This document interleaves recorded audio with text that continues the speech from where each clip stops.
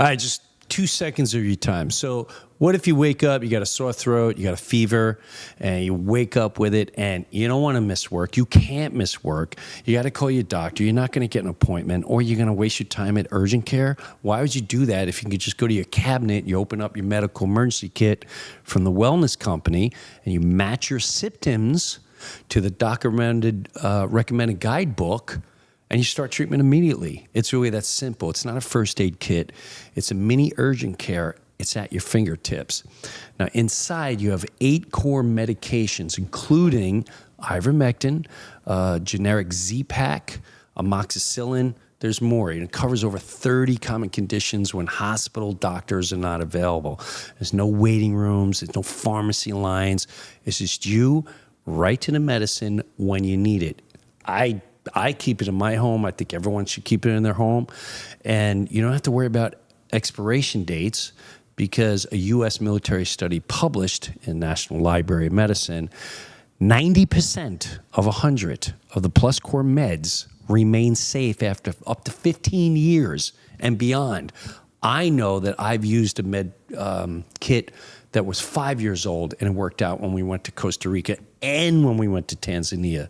So ordering is as simple at checkout. Just you complete a short form, and a licensed doctor will review and fill your prescriptions. Your kit arrives, it's about a week, so be prepared. You're going to save yourself time and money. The medical emergency kit puts urgent care in your hands. You head to twc.health/Jim and use the code JIM to save you $45 off, and it's free shipping.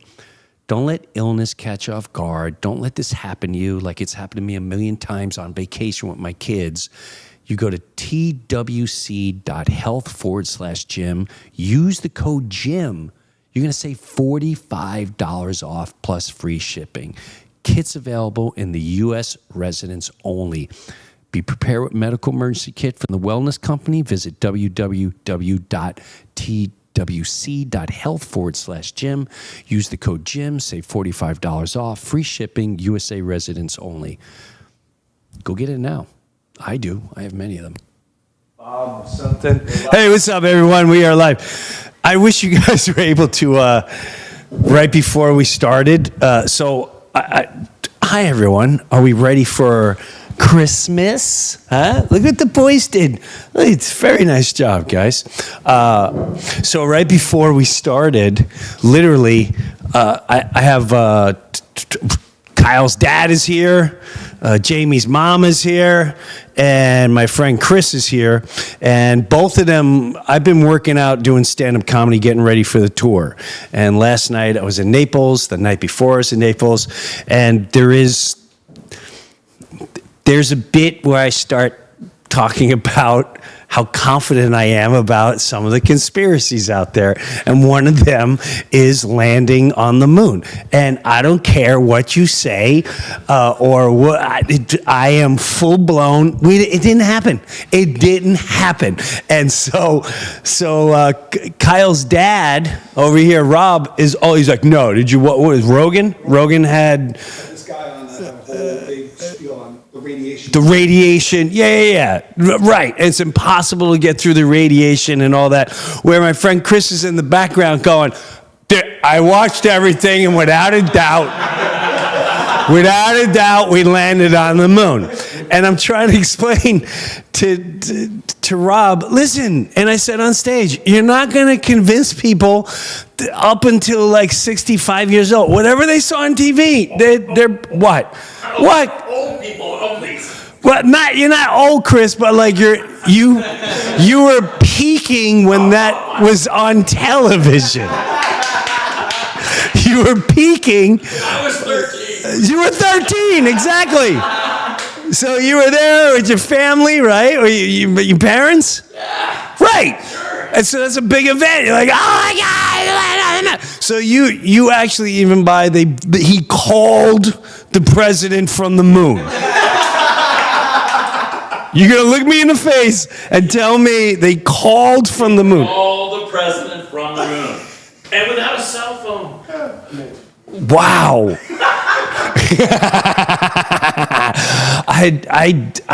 Wow. What about filming?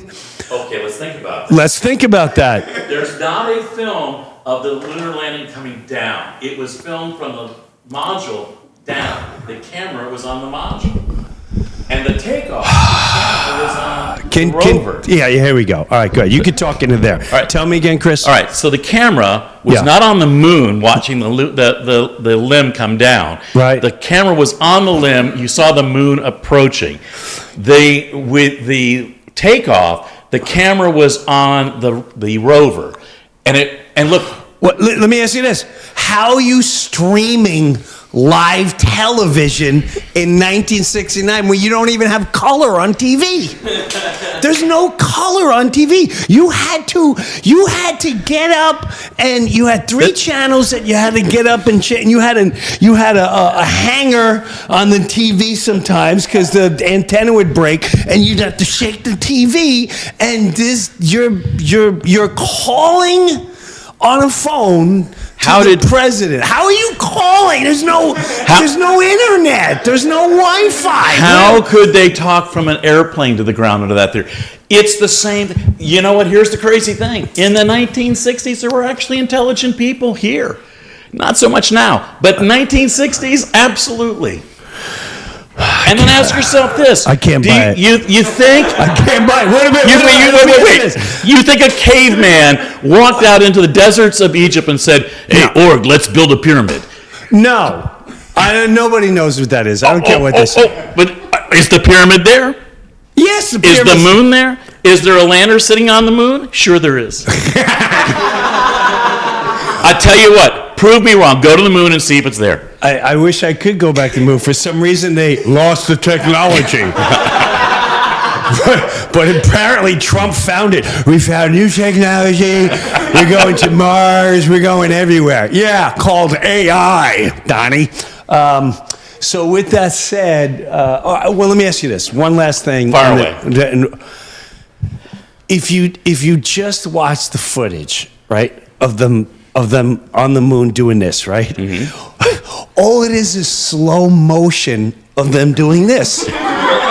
That's all it is. So they filmed it going like this, and then what they did, so they're broadcasting what they already filmed and edited that day to make it seem like it's live. So you think they had the technology to do CGI then, but not It's actually, not CGI. It's slow motion. Watch Yes! Watch the video. Watch how high the steps are, and you tell me who could do that even fast in a suit. Watch them. All right, where are the stars? Where are the stars? They're in Hollywood, obviously. You know what I mean? Like, 'cause when you see the background, first of all, it's lit perfectly. So they're bringing lighting. There's a thing called the sun. And that's why you see a portion of that moon. You don't see the dark. They didn't land on the dark side of the moon, Pink Floyd. They landed on the bright side of the moon. Wow. Well, I'm not gonna. No matter what, I'm not a believer. That's okay. And you are a believer, and it's okay. We still like each other. We still do like each other, and that is going to be fine. Which, by the way, apparently, Chris. 2 weeks ago, everyone really loved Ira Dean that popped on. It was kind of unannounced, and he said he might stop by. And I've hung out with Ira Dean a bunch, and he's just naturally really funny. And apparently when he goes on tour, which is why I want him to come here and tell more of these stories, he tells the stories. And then so when Chris showed up, you can't see Chris, I said, Ira was here last week. And what's the first thing you said? Did he tell you? Should I say it? Just say what you said. No one can see what you look like. This is the first thing he said. This will all be fun. Listen, Ira's a great storyteller, but did he tell you the midget story? No, Ira did not talk about midget you got to stories. get Ira back. All right, we're gonna get Ira back. Does he tell you Sure. Were you with him? Oh, no. No, I was not with them that day. No, I wasn't with Trick Pony then. But you were saying, all right, before. But there was a community in South Orlando, which was the winter home of one of the circuses, and that's where the midgets and dwarfs of the circus lived. Sarasota had the Freaks and Geeks in Gibsonville, and that was with Ringling. Yes. And then the other circus, I'm trying to remember the name of the other big circus company, but my Orlando friends will know, there was a community that was south of Orlando, and all the homes were a little scaled down. It was a whole community. So they looked like little sheds. They weren't little sheds. They were the original tiny homes. It looked like a little shed, and the doors were this big. Hey, no offense. I'm just wondering. I'm just wondering. Are you looking it up, Kyle? No. Oh. Excuse me. So, okay. No, I did see that because I played Sarasota 2 weeks ago trying stuff out, and we went by the Ringling Brothers Museum. And just a little north of Sarasota is Gibsonville, and there's a bar called the Big Top Bar. It's still there.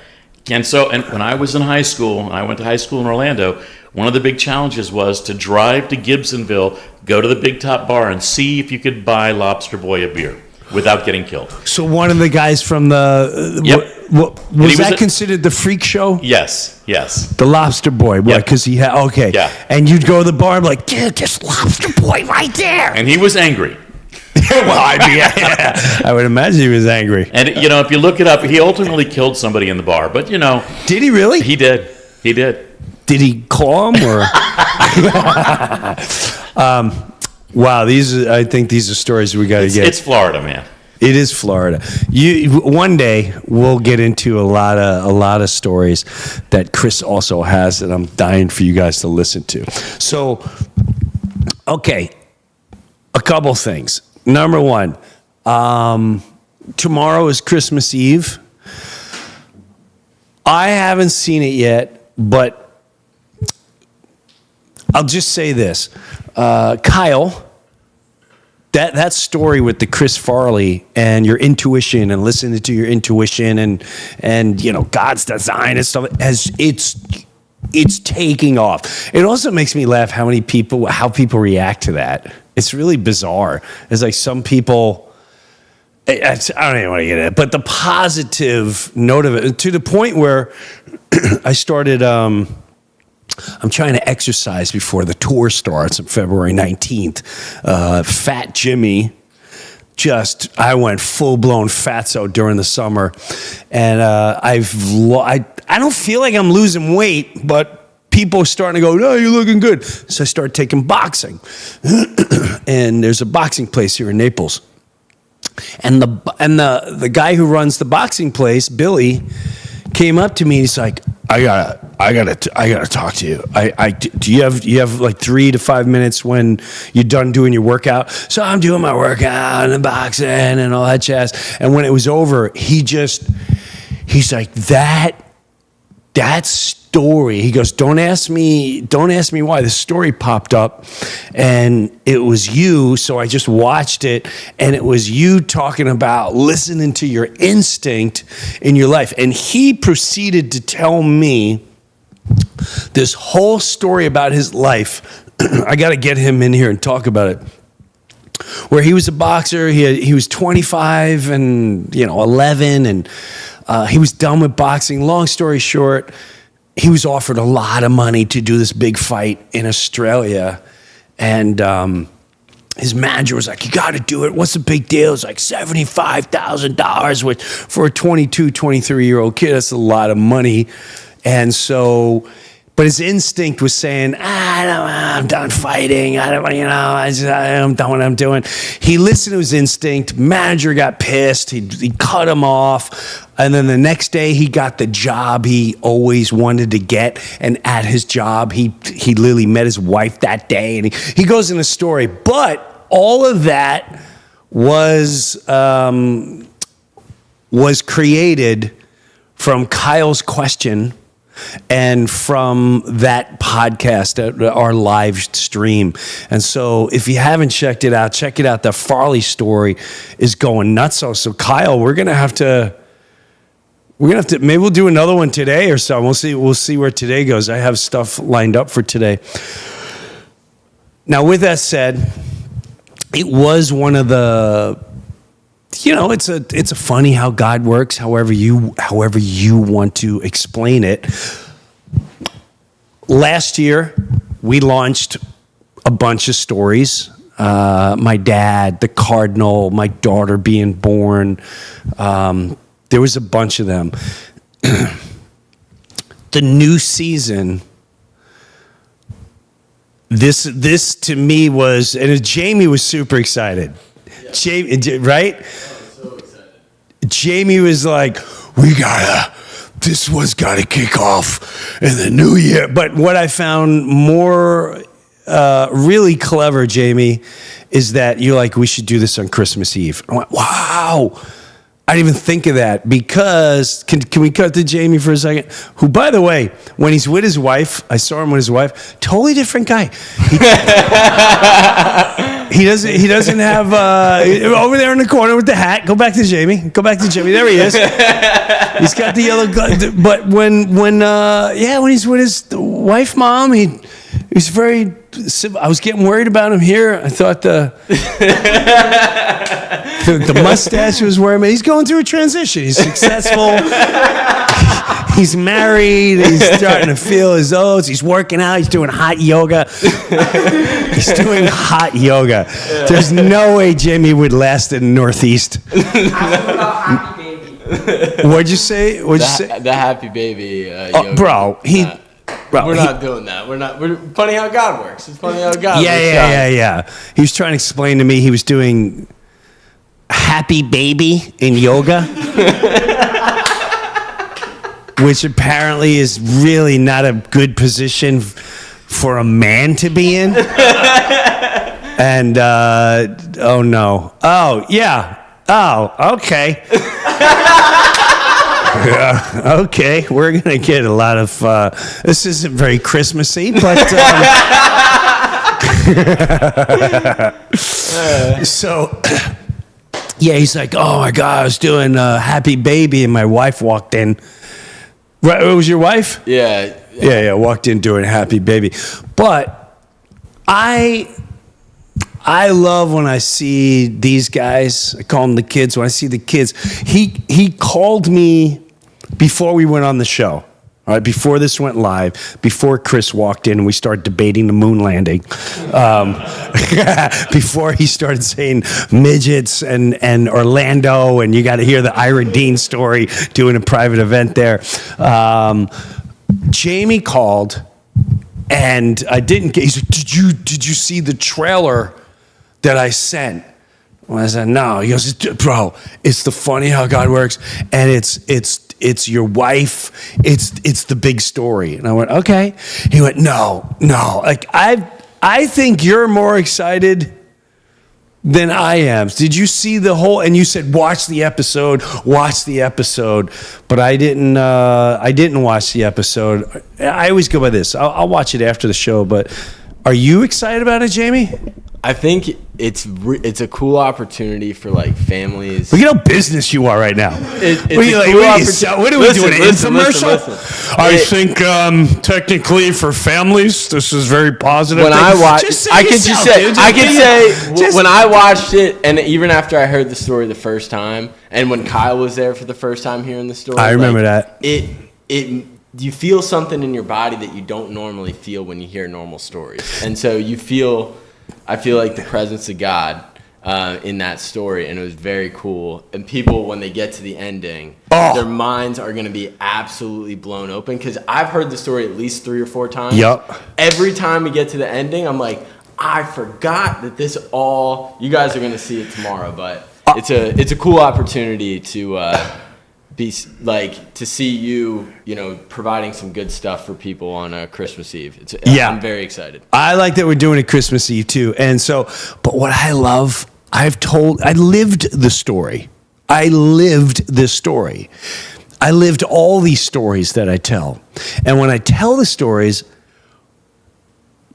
it never gets old. And what really ignited me, to be honest with you, is the kids. Because I can tell people my age, and I can tell other people, but when I see younger people, all my life, The first time I think I told it, I think I remember looking over and I saw Jamie and Kyle. Kyle went like this.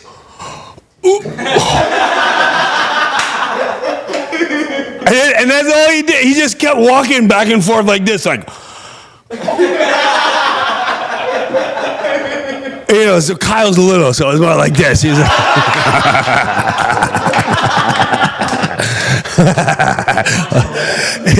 yeah, he does. He belongs in Orlando. He's heading to Orlando tonight with Lobster Boy. And that was and it's not so much the actual story, it's the boom at the end. When you think you know this, the real, oh my God, the Kyle, this part right here, like, oh my God, oh my God.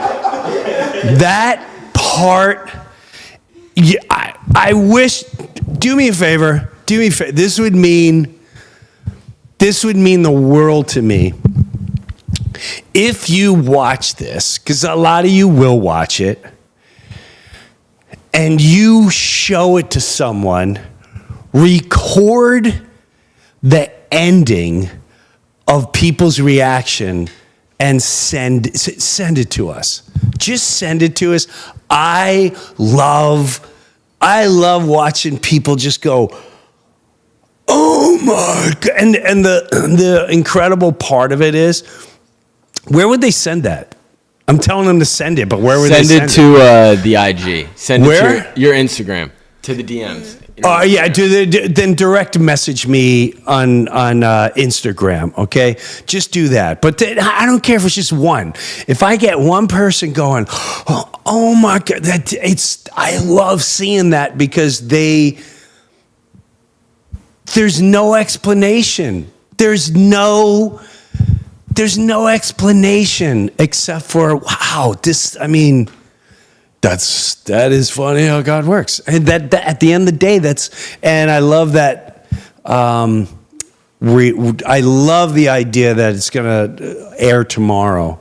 Do we know exactly when tomorrow, Jamie? 5 p.m. EST. 5 p.m. tomorrow. Eastern? Yeah, 5 p.m. Eastern tomorrow. All right, so if there's so people in Honolulu, something, it's like noon, Like 11 o'clock.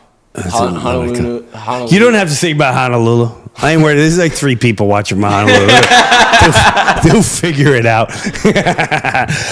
I know Lee's out there, and I forgot where Lee's in, like Scotland or England or whatever, and he's like, I got Australian people like, dude, mate, love the stuff you're doing. I can't wait till you go live tonight. I can sit there, eat my Vegemite sandwich. Yeah. Jimbo, do you want to play the trailer? Do you want to play the trailer for everybody? I have not seen the trailer. All right. How long is the trailer? 36 seconds. Okay, if it's 36 seconds, I'll look at it.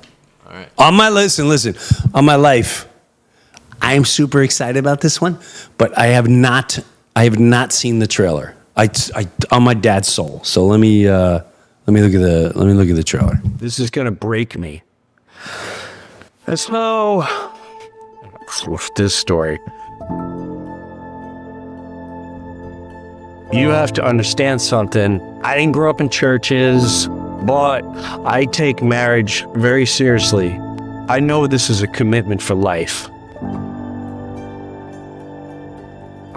Long story short, my wife and I, we're having a tough time in the marriage.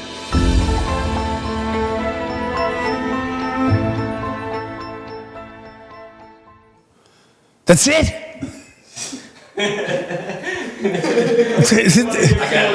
I was waiting for and then, wow. Okay, all right. I don't know if we hear that one.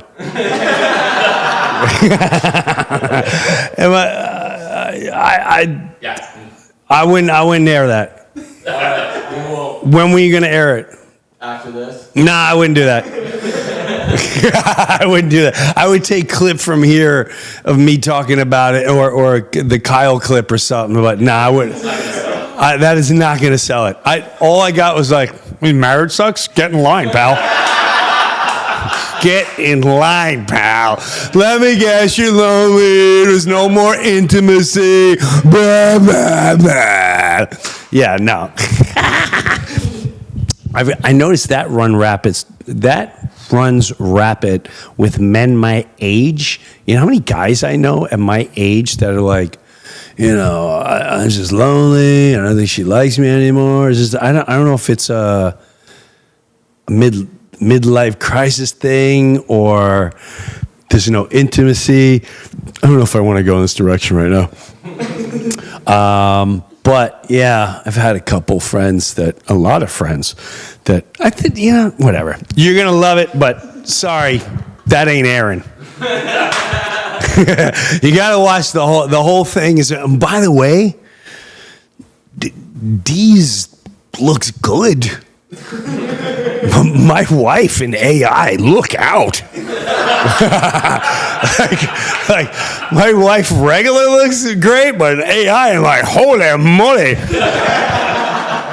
I might have your AI put pickleball outfits on her and start sending me little private things like, hey, I'm looking at Dee and like, all right, you should see you in AI, sweetie. This is amazing.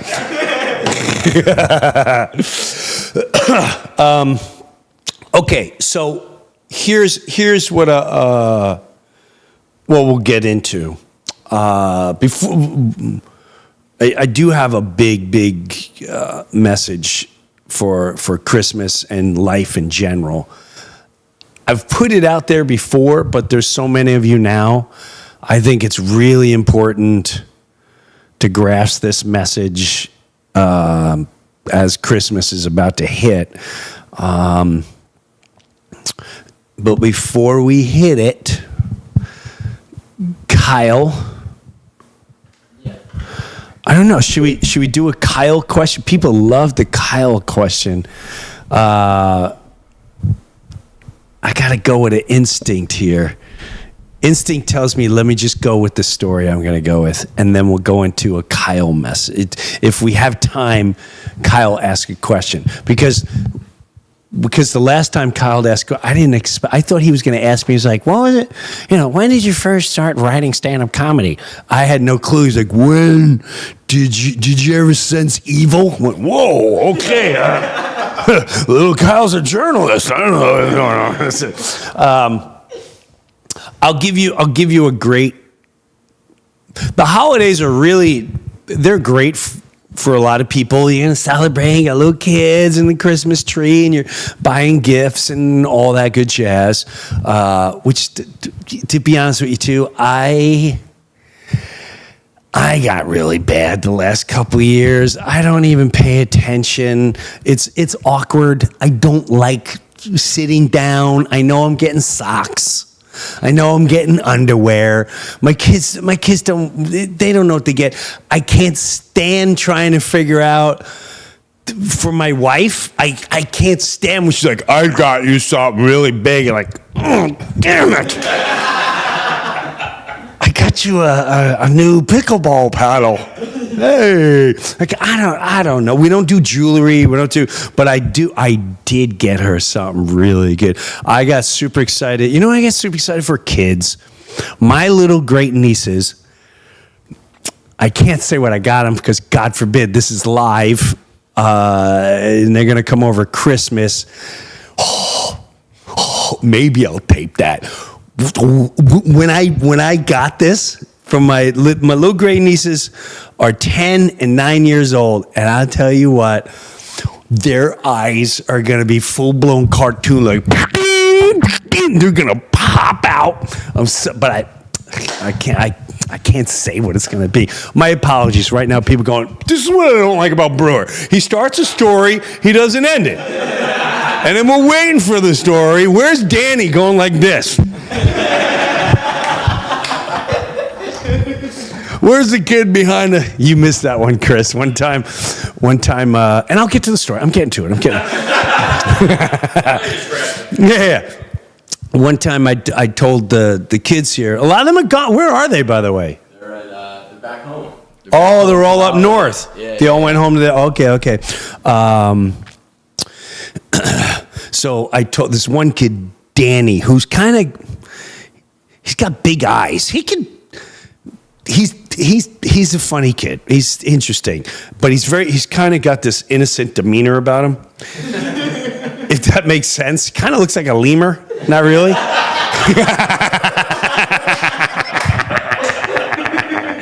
Right? He's got the lemur eyes. He's like, hey, he always looks surprised. He's like, hey, Mr. Breuer. Right? So I told him, I said, listen, a lot of times I start ranting in my stories. If it seems like I'm lost, just do one of these behind the camera, and I know that means reel back in. Well, I wasn't lost. Just like when I do the stand-up, what I'll do is I'll like one of the bits I'm doing now, which you will see on tour, I start a bit. Okay? And then the next thing you know, I take you on a journey. And while I take you on the journey, you're going, oh my God. And then all of a sudden, boom, I come back and I wrap it all up in a bow. 15 minutes later, you're like, oh my God, I can't believe he did that. Well, I'm doing that here, and I'm really into the story. And all I see is lemur Danny eyes on the other side going,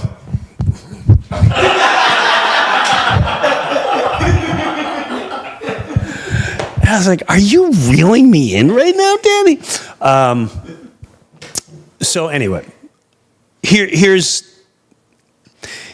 what's really something to think about for Christmas and all that jazz, or just life in general. As some of you may know or may not know, there's something wrong with my hamstring. I talked about it on the shows, but yeah, right here,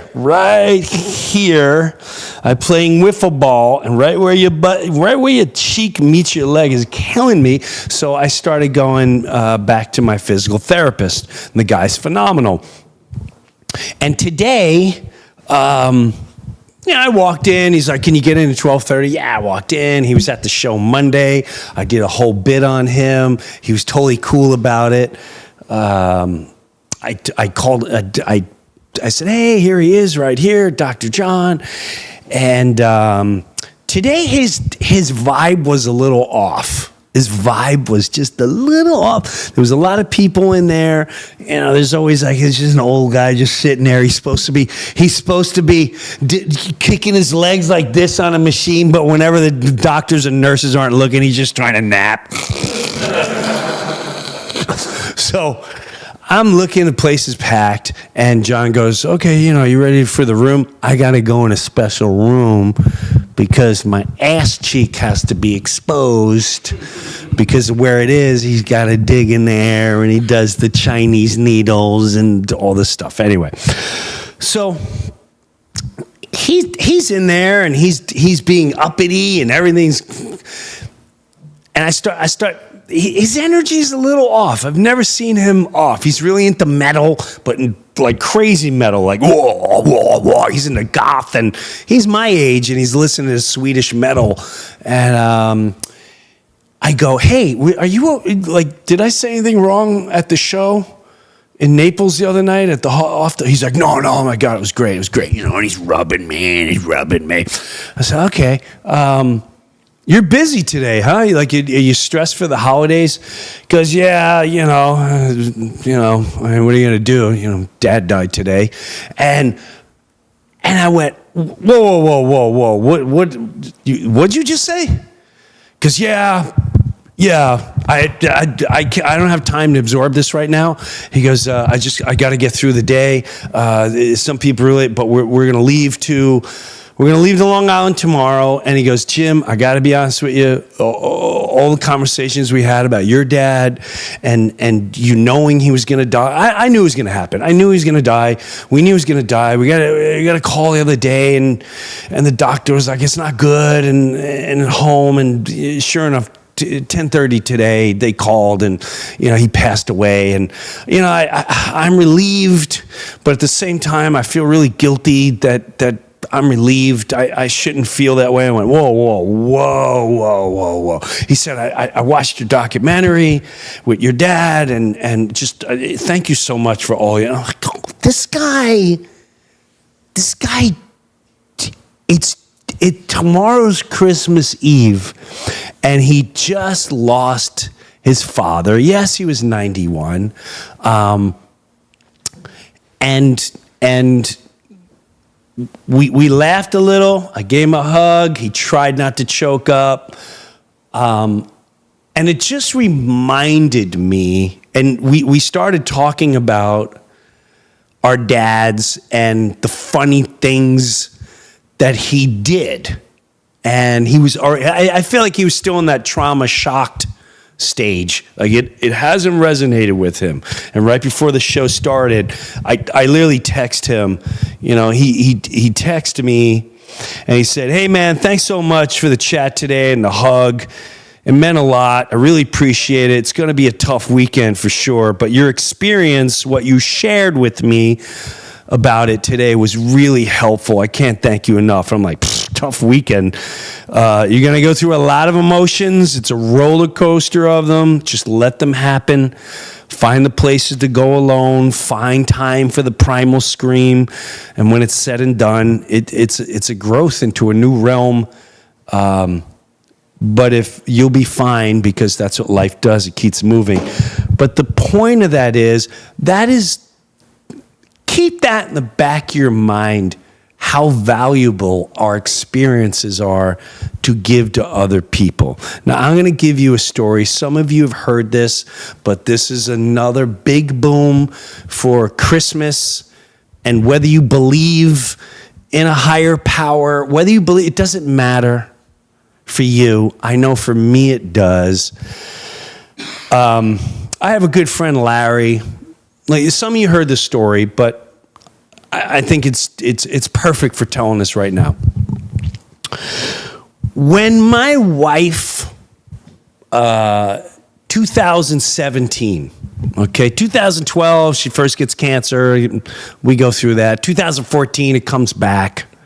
It's in her lymph nodes, and she doesn't want to do chemo and all this stuff. She goes chemo. We get through all that. And we have 3 daughters at the time. They're all tough ages for them. It's young. They're hitting the teenage worlds and all that.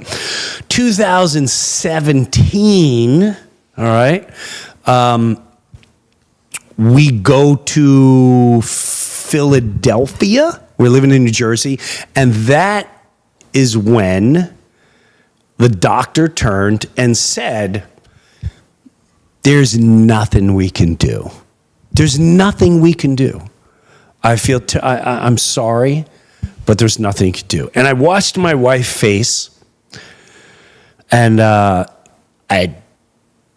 said, "Well, what's going to happen?" And I said, "Well, yeah, you know, you'll go through pain, but we'll have stuff to help with the pain." Like, well, how long are we looking? And this was around February of that year.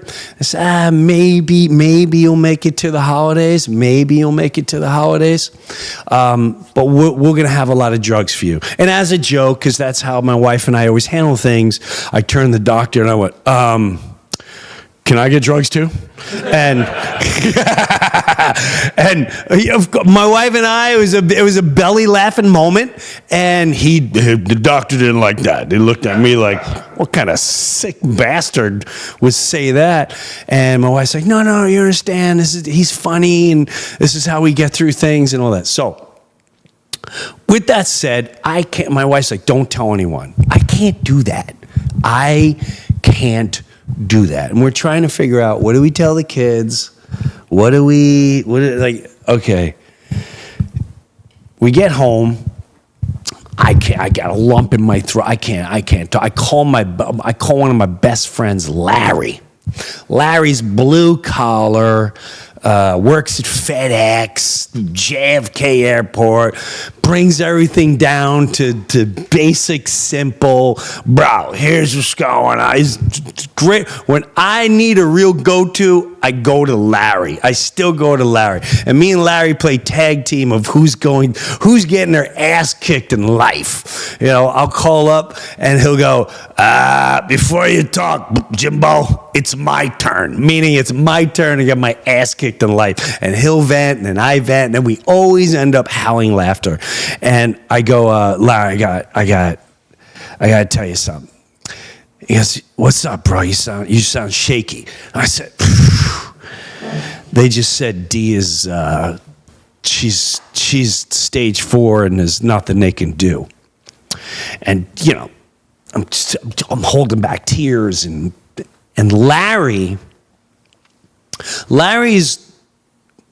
the guy that's like, if God existed, why would he allow this to happen? If God existed, why would he allow that? Why would preachers do that? And he's always skeptical. But he's also the same guy, like when there was something wrong with his kid, he calls me and he's like, dude, I'm not like, I don't understand this God stuff, but can you pray for me? I'm like, yeah, Larry, what do you want me to pray? He's like, dude, my kid, my little boy, and he's going, yeah, no problem. I appreciate it. So Larry goes, bro, your wife is all about Jesus, which, by the way, yeah, you'll see tomorrow. You'll see tomorrow, okay, how it all happened. You see the actual story of how it all went down. I did not see it coming. I did not, meaning her finding Jesus. I did not see it coming whatsoever, okay? So that's for the Funny How God Works that drops tomorrow. So Larry goes, bro, you, meaning me, he goes, you're such a God spiritual guy, and your wife just talks Jesus nonstop. He goes,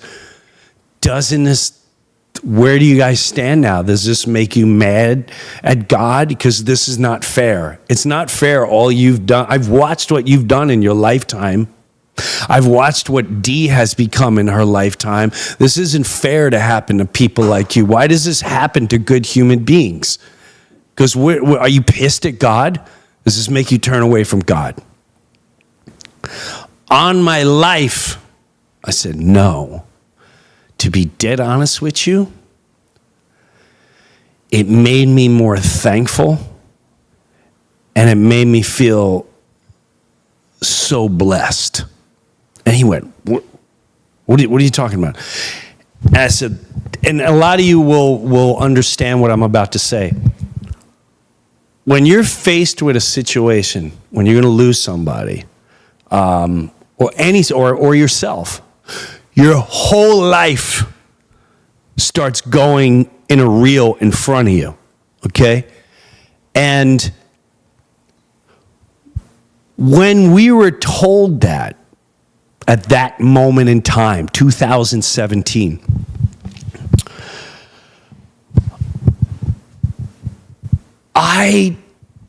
my wife and I were like, you know what?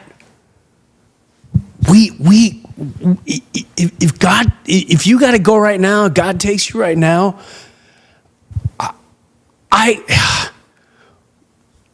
we crushed it. We crushed it. And if my journey in this life was for us to crush it up till this moment in time, do I want it to happen where you're not going to be around and I'm going to raise the girls and I'm going to be like, no, of course I don't. But life doesn't wait for you. You got to keep moving on. However, I sat there and I said, Larry, you don't understand. So many people in life aren't able to have children. So many people in life will never have the journey that Dee and I had. I said, I cannot be angry for 1 second. I can only be, I feel so blessed. How much can I feel loved that I asked for an angel in my life before I get it, and my wife shows up, and then I'm starting my career, and I'm going through everything. I'm like, I used to go to New York City comedy clubs, and I'd have to play 7, 8 clubs on a Friday night, on a Saturday night, so we can make $350 for the weekend. And she'd come with me, and she'd park outside the club because we couldn't afford parking. We couldn't afford going in a parking garage. So she'd park outside the club, and if the cops chase her around, then she'd go around the street and deal with that and come. I'd finish my 20-minute set, and I'd cop in. She's like, how was your set? I'm like, it was good. You know, it was all right. Now we got to go to the next place. And we go to the next place. And we would do that till like 3, 4 in the morning, almost every single weekend, just so I can hone my craft, just so she could support me. She didn't have to do that. Then, then the Saturday Night Live years, we were crushing it. We went from these 2 bananas that had less than $200 between the two of us.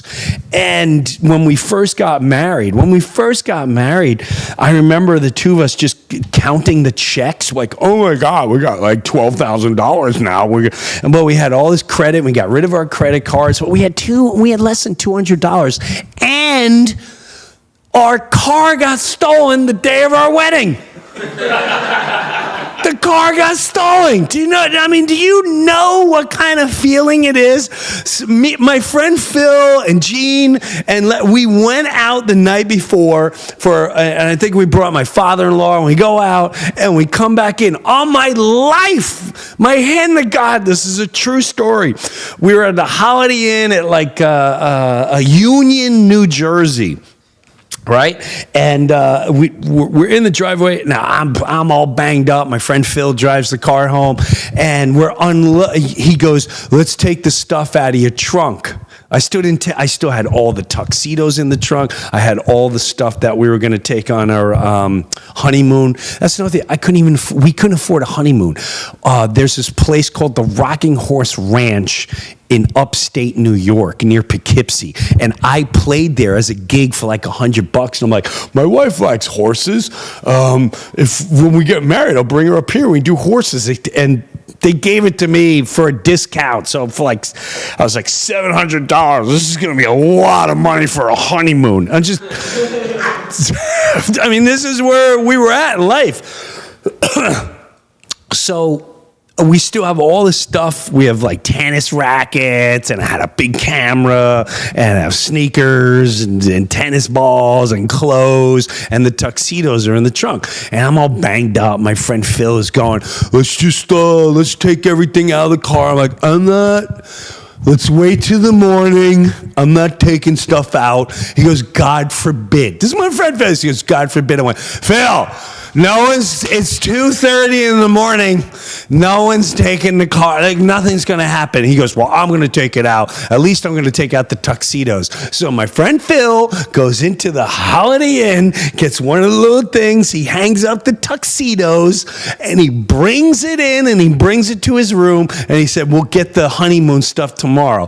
Well, the morning comes, and we get up to go get the stuff, and it was the classic, wait a minute. Did we, Phil, was it, like the car was right here, right? Like, and Phil's like, yeah, I mean, I'm pretty sure it was right here. I mean, yeah. And the car's just gone. The car's gone. And we're looking all over for the car, and I thought maybe we left it neutral when it rolled. So I swear to God.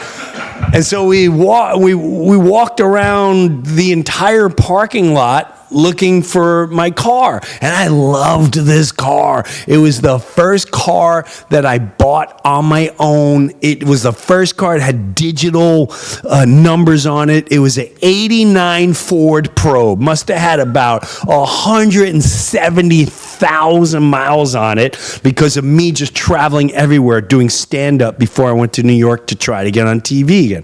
And so I'm like, oh my God, it's gone. The car's gone. So I go walking up to the front desk, me and Phil, and I go, hey, I think like, my car's gone. And he goes, ugh, yours too? Okay. I went, what do you mean? Yeah, they took about 6 of them last night. I'm like, what? What? He goes, yeah, every weekend. And matter of fact, that night, the wedding night, they tried to steal my friend Gene's car. Well, thank God he had an alarm, because we were in the room. We were, wow, wow, wow, wow. We saw the guys running. So it's just, yeah, Uniondale, New Jersey, do not keep your car over at the Holiday Inn. And they did find the car eventually. We had to borrow my mother-in-law's car for like a week. They found the car. We had to go see it.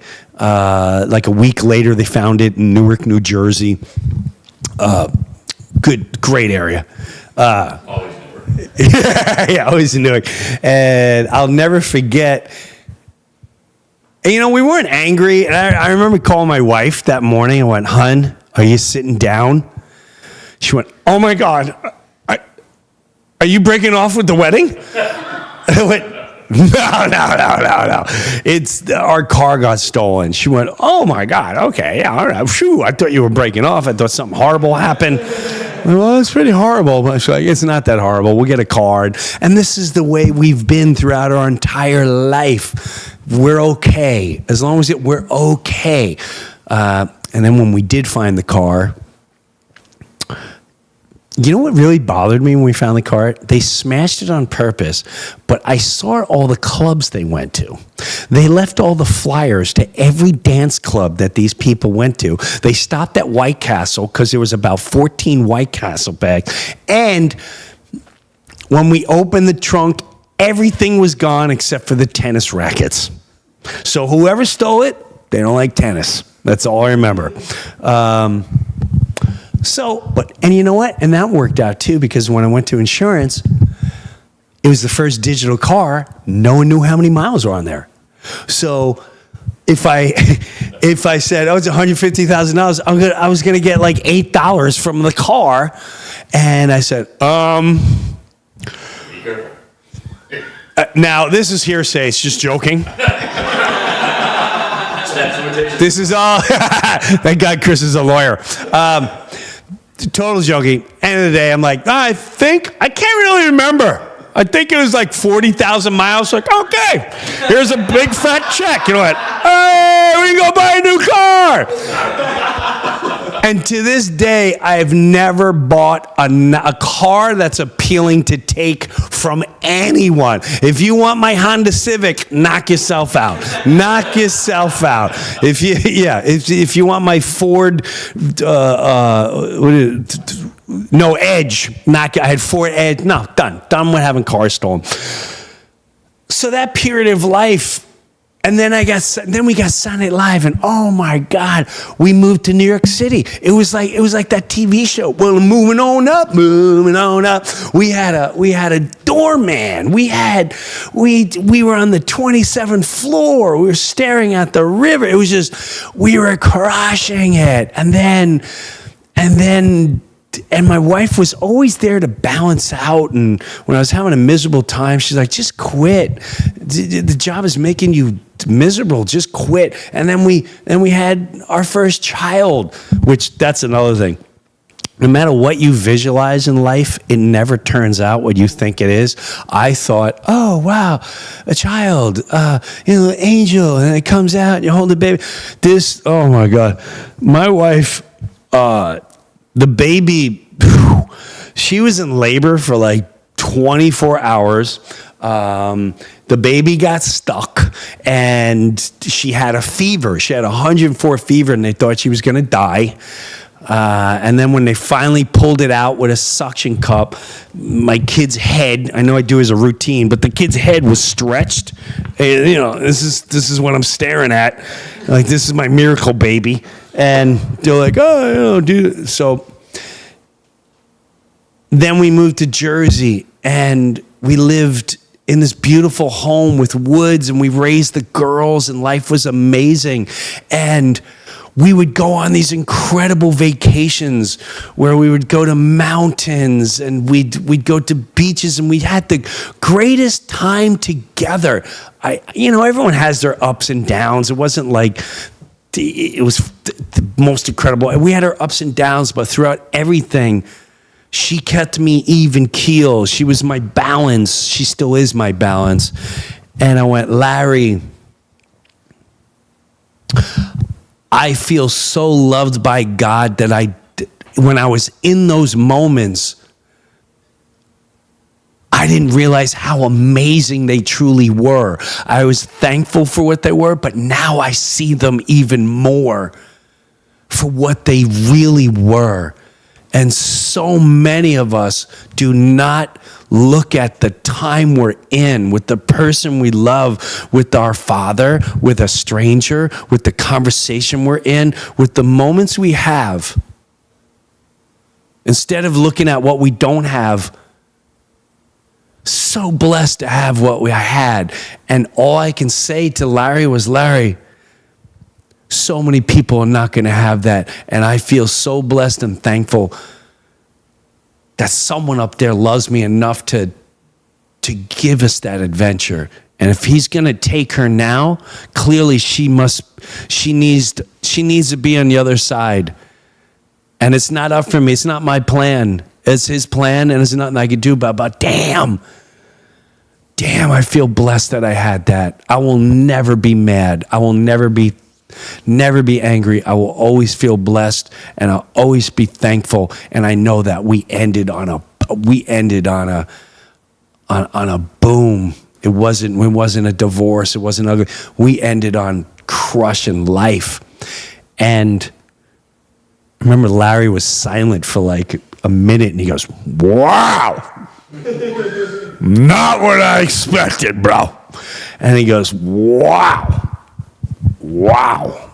bro, that's heavy." And it's the truth. It's the truth.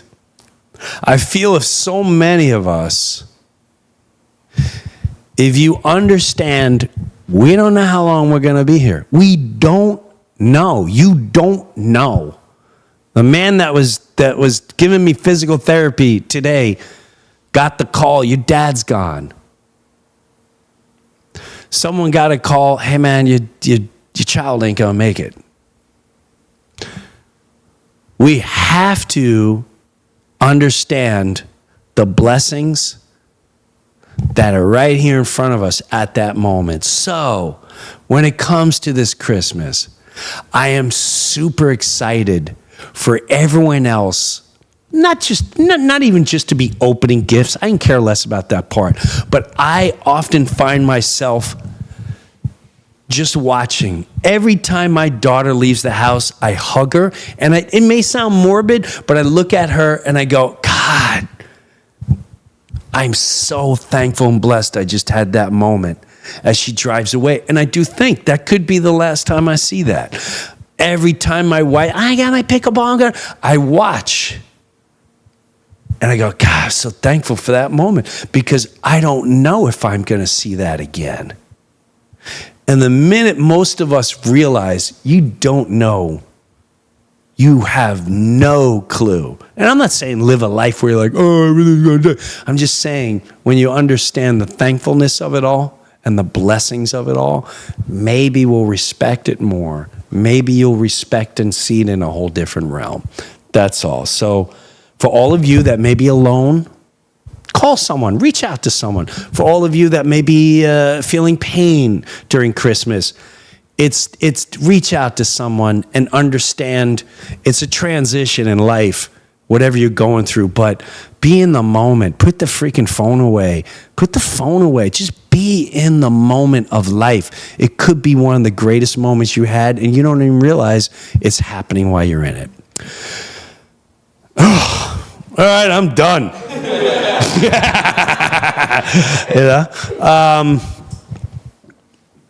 Do you want to? I mean, that's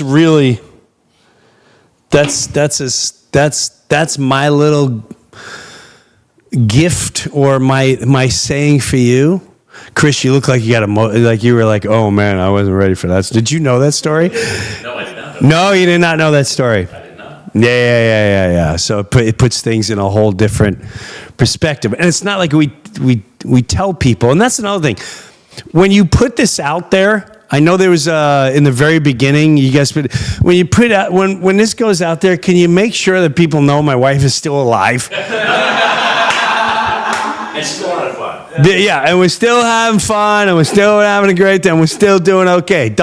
She's here because when the very first video that this crew put out was something like to this miniature size of this story, and people were texting me going, "Dude, I'm so sorry for your loss." I'm like. And I remember my wife coming in like, "People think I'm dead, Jim.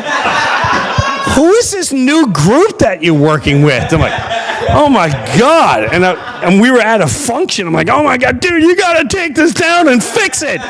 Everyone thinks my wife's dead. What's the matter with you guys? I'm paying you a lot of money for this." Oh my gosh. But knowing that now, I think you're really gonna resonate with the story that comes out tomorrow. Do we have a name for it? Jesus saved my marriage. Jesus saved my marriage.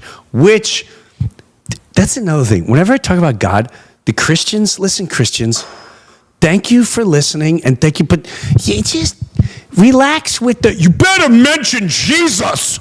You guys get so wound up. I tell you can say all the nice stuff you want, Jim, but unless you say it's about Jesus, I'm not listening. Take it easy. Take it easy. So there you go. There you go. This is the moment when I can honestly say Jesus saved the marriage. As a matter of fact, I tell people that too. When people find Jesus or that they become born again or whatever, I'm not prepared for that. People are not prepared for it. And what I mean by that is they get so excited. And I don't know, is the funny thank you Jesus part in that? Yes. Oh, it is? All right, I won't give it away. Yeah. I won't give it away then. You're talking about on the couch after the fight? Yes. Yeah. There's, I was, well, whatever. I'll just tell you the one little part. It is funny because, listen, it saved my marriage, okay, on multiple levels, okay, because we were in a bad place, and you will see the story. But one of the things she would always go like, "Do you thank Jesus, like for your gift? Do you thank Jesus for our life? Do you?" And I'd be like, "Listen, I love the way you're growing and everything, but don't worry about what I'm doing. You should really thank Jesus. Don't worry if I thank Jesus or not. It's my personal relationship." And one time after she found Jesus, it was. She went off the rails. And she came in and she had a big fight and she just went off on me. And then long story short, for the details, you can watch the story, but she came back like 15 minutes later and she's like, "I just want to tell you, I'm sorry. I'm a work in progress and I'm doing what I can. It's not you. I'm sorry to yell at you." And she gave this whole heartfelt, really empowering, loving speech to me, and said, "I love you." And I'm not gonna lie to you, I was waiting for the but because there was always a but. And she walked away, and last second she turned around. She's like, I love you and thank you." And I waited till she walked away, and I went, "Thank you, Jesus."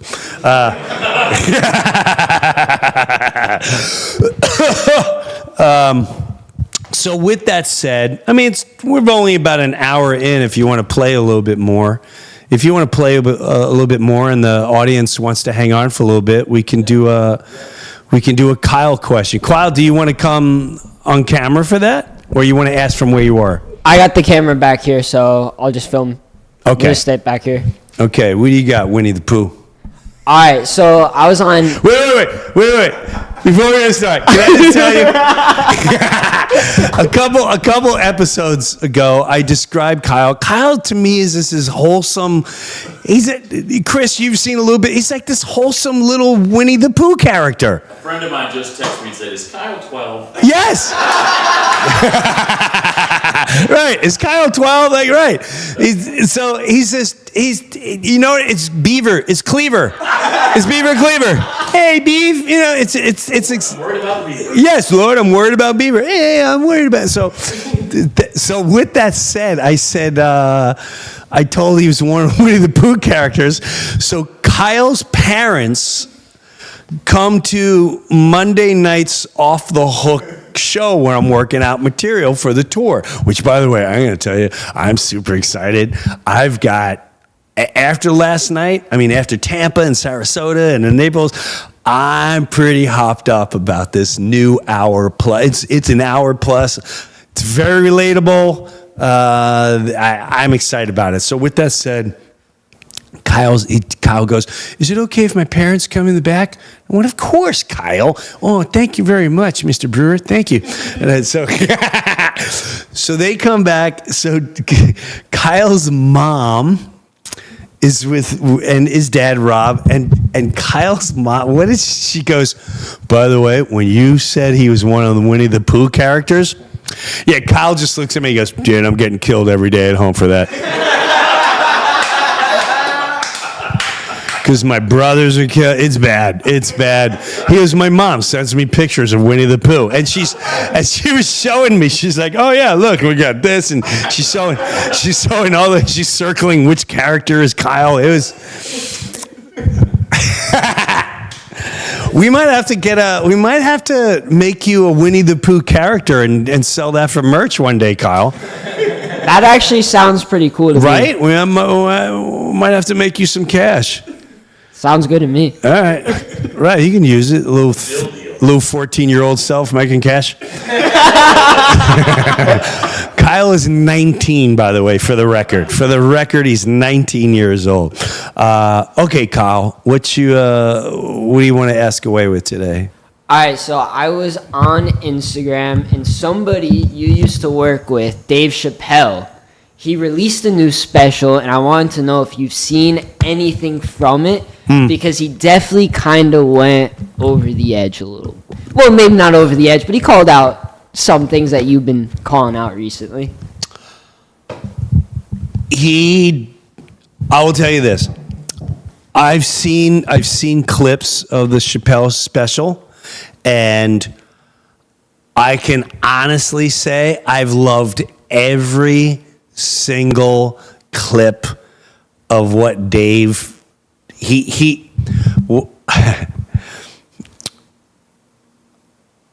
I love everything he's doing. He's sticking to exactly who he is, or at least what I remember him as. I don't see him a whole lot. I haven't seen him a lot over the years. But first of all, the way he ended was such Chris is going like this. It was a powerful statement. And it really goes hand in hand with the amount of propaganda and the amount of noise that everyone's getting. And, you could look at Venezuela and whoever's barking, here's the new guy that's giving us, and here's the other big guy, and everyone's barking, and it's all distractions everywhere. But at the end of the day, what I thought was there was a lot of things that Dave put out there that I really thought were incredible. Such brilliant angles. I'm just being blatantly honest. I'm just being honest with you. But the ending, he goes, man, my voice has become way more powerful than I ever anticipated. He said something to that effect. It's way more powerful than I anticipated. He goes, and he says the Charlie Kirk thing spooked him. And that's another thing. On the internet, So many of you are getting roped into like Dave Chappelle. He trashes Charlie Kirk. No, he didn't. No, he didn't. The Dave Chappelle talks about. There are all these negative tones to rope you in. So just like the news and just like television, you immediately are gonna judge and go, Dave Chappelle's an asshole for talking about Charlie Kirk when you haven't watched it. I challenge you and I beg you to watch the entire thing that he says. It's extremely powerful. It's extremely insightful. And it's the way Dave does it, he finds the funny moments of what his perception is. So he goes into, hey man, it freaked me out. And he goes, my voice is super powerful. And he goes, I'm afraid they're going to get to me. So I trust you. We have to look after each other. And he goes, I'm going to give you a code word. Have you not seen this, Chris? No. It's unbelievable. And then he also talks about Bill Maher. You saw that clip? Yep. The Bill Maher clip was powerful. It was. It was extremely powerful for all the people that said, how can you go to Saudi Arabia when they're I saw one banana going, they took down the Twin Towers. No, they didn't. No, they didn't. It's another one. You got to sell me on that one. You may have still some of the people that are still in shock and trauma, and they think the Muslims are the bad guys and they're stealing planes. I'm not in that propaganda camp. Sorry. I think many of us have our own perception. I'll leave it at that. The ending. He goes, because we need to come up with a code word. He goes, so they got to me. They got to me. He goes, and when I give you the code word, whatever I say after that, don't listen to anything I say. Don't listen to anything I say. And he goes, I know the code word. I stand for Israel. And he slams the mic and no matter what your thought is, this was an entire arena that went, wah, wah. So I don't know how Netanyahu is going to edit that and put this on the, this guy is killing me. Who's got their eye on Dave Chappelle? Who's got their eye on Dave Chappelle? I thought you bought TikTok. I thought you bought TikTok. Send more missiles for peace in the Middle East. It was pretty, and then what he said about Bill Maher, which is out there, and that too. He did so you're pissed that I went to Saudi Arabia because you say and he goes, they killed a journalist there. And Dave goes, well, the last I checked, Israel killed about 200 or 300 something Palestinian journalists and journalists from around the world in the last 3 months. I didn't know we were still counting. And to me, that was one of those, oh, wow. Simple statement. But that's what happens when you stick your neck out. And I thought it was brilliant how Dave just sat down, waited for everyone to chime in, waited for everyone to paint the picture on him, and he just, dude, how long ago was Saudi Arabia? That was what I was going to ask. That was like 3 months ago. How quickly can he put together an hour? 3 months. Dave Chappelle comes home from Saudi Arabia, and within 3 months, now the first month, he had to listen to your Bill Mahers and whoever trying to trash him with their little comments. It's so easy to trash people. If you're in the business of trash people, get in line. It's the easiest gig in the world. So I admire that he watched everyone, and then went into an arena, a sold-out arena, and didn't announce it. It just dropped in the middle of the night. And boy, I tell you, some of the pieces that he put in there are pretty big, whopping. It was. I tip my hat. I tip my hat to it. So does that answer your question, Kyle? That does answer my question. I think he did a really good job with that special. My next question to you, Jim. What is your biggest regret through your career? What is the biggest regret of my career? I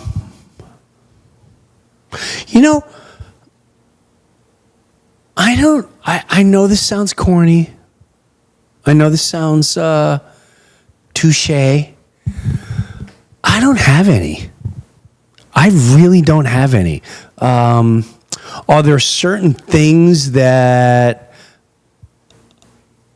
I would have maybe wanted to follow through on or hoped that it would work out in a different way? 100%. But I really don't look back at anything and go, now, did I make some tragic mistakes? 100%. But even with the mistakes, I always see this as life. As long as I have God and I forgive, I know I make a mistake, and the person is still good, I'm okay. No matter what the mistake is, I'm okay. And I realized a long time ago, as long as you got talent with whatever you do in life, it doesn't have to be creative. It doesn't. Everyone's got a talent, a God-given talent. Give it to them, and you're going to make mistakes.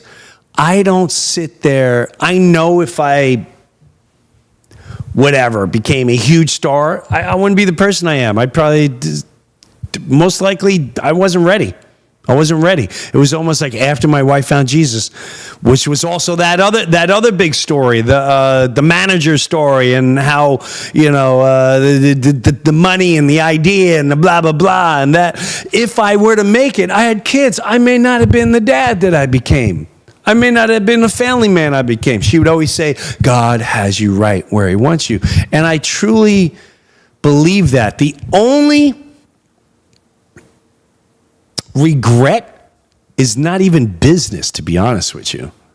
The regret, this is a business. Yeah, all right. Technically, this is a career regret.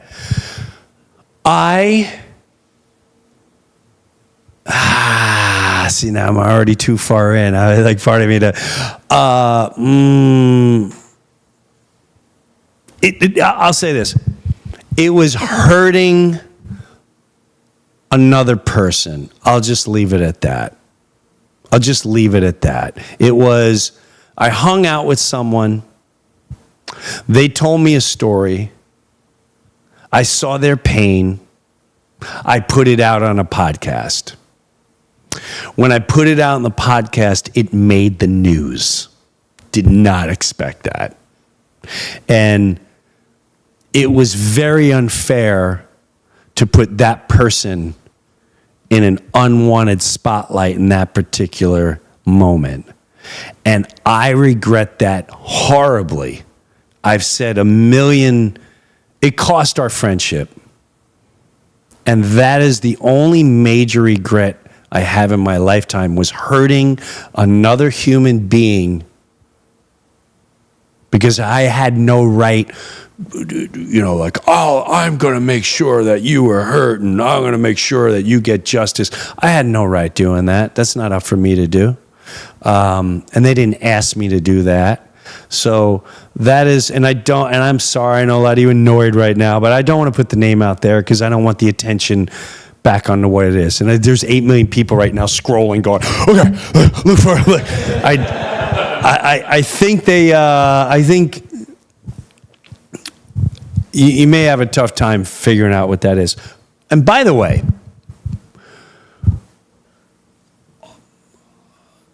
whoever is out there, I need to say this to fans too. if someone reaches out to you and says they're me on Instagram, Facebook, and all, it's not me. It's not me. I will never reach out to you, ever. I will respond to you. If you send me a message, I will respond to you. But I see over and over and over someone going, hey, is it you that's been talking to me the last couple months and, and I want to meet? I'm like, no, absolutely. Report these people. There's a lot of people, not just with me, but with anyone in the celebrity or who you look up to or however you want to define it, that are, I don't know what they want. I don't know if they're scamming to get in your bank account. I don't know what they're trying. But when it comes to me, if you think I'm reaching out to you out of the blue, it's 1,000% not me. Zero. And ask me. I have people asking me on Instagram when you DM me, go, dude, is this you? And there was a couple times where I was going to call the people because I have phone numbers and emails of people reaching out to fans, and what they want with them, I don't know. It's weird. It's creepy. So, yeah. What else, Kyle? All right. So my next question is, who is like the most humane or like coolest comedian you've worked with? I don't want to like say cool because no, I know what you mean. The most humane. I'll give you. I'll give you two. When you say humane, what do you mean? Like you say coolest. What do you? I mean in like the way I would describe you, like very human, very nice, down to uncorrupted. What, Jamie? Uncorrupted. I'm gonna go with more nice, and I'll tell you this: impact. The biggest impact that I've come across and worked with, 100% Dave Chappelle, and 100%. And I said it before, I feel like he saved my life. He saved my life, and I said it a couple of weeks ago.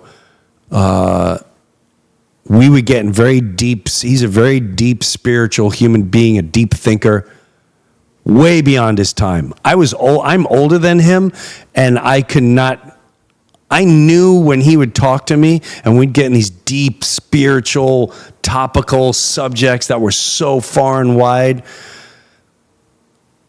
I couldn't figure out what he was seeing, but I knew it was real just by his passion. And and Tracy Morgan. Tracy Morgan, on a spiritual level, was one of the most influential people in my life before Saturday Night Live. We were on the Uptown Comedy Club. He I don't know if he reads the Bible, whatever. Me and him would talk so deep. And again, about blessings. And he's like, Jim, I should be dead. And my father was this. And I used to do that. And I should be dead. Look what God's got us here, man. Life is about love. And he would tell me, you're going to be such a great father one day. And you're a spiritual dude. Why you keep raging against the machine? We'd be in Saturday Night Live. And I just listen to Metallica. I'm like, Jim, you be raging against the machine. Raging against the machine. But he'd always talk deep spiritual stuff. So that throughout life, it was the two big influences on my life was Dave and Tracy Morgan. Hands down.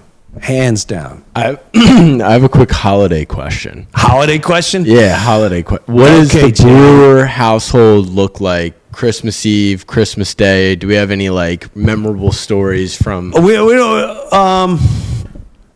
Yeah, I'll leave you with this one. So, my wife my wife needs sleep. I'll just say this. We'll just leave it at that. If she doesn't have sleep, it's no different than smacking a bear while it's still in its cave sleeping. Like, oh no, you guys did it now.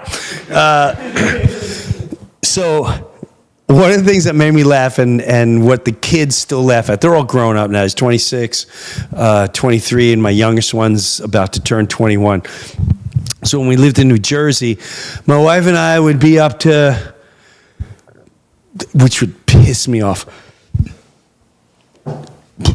We'd have to get the kids in bed, and every year I'd say, no more than X amount of gifts. Well, we go to the garage, and it was like we're at a flea market of gifts. Like, I couldn't walk through the garage. I'm like, how much money do we spend for gifts? What are we doing? And you have to wrap all these things, and then you have to put together this thing. And so we'd be up to like, oh my God, 3, 4 in the morning, stressed out. I'm pissed. Like, why didn't we do it 3 days ago? You're telling me, why don't you do the shopping next time? Like, why don't you go on the road and go make money? You think it's it? So we'd get in these arguments and all that stuff. And the funniest thing to me was she would tell the kids, do not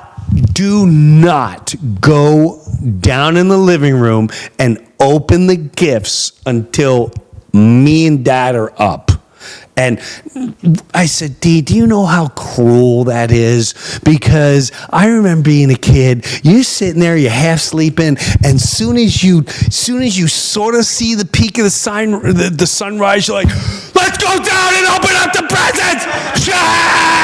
That was it. It was game time. And so, of course, they're getting up at 5:40 a.m. So my kids, like little dogs, like little trained dogs, would sit on the staircase like this, just, making noise, going in the kitchen, like, let's make some hot chocolate. Where are the marshmallow? Opening cabinets, cling, bang, bang. And my wife like, just because they're making noise, I'm not going to wake up right now. I'm like, I'll get out. No, let's go out together. I'm like, oh, God.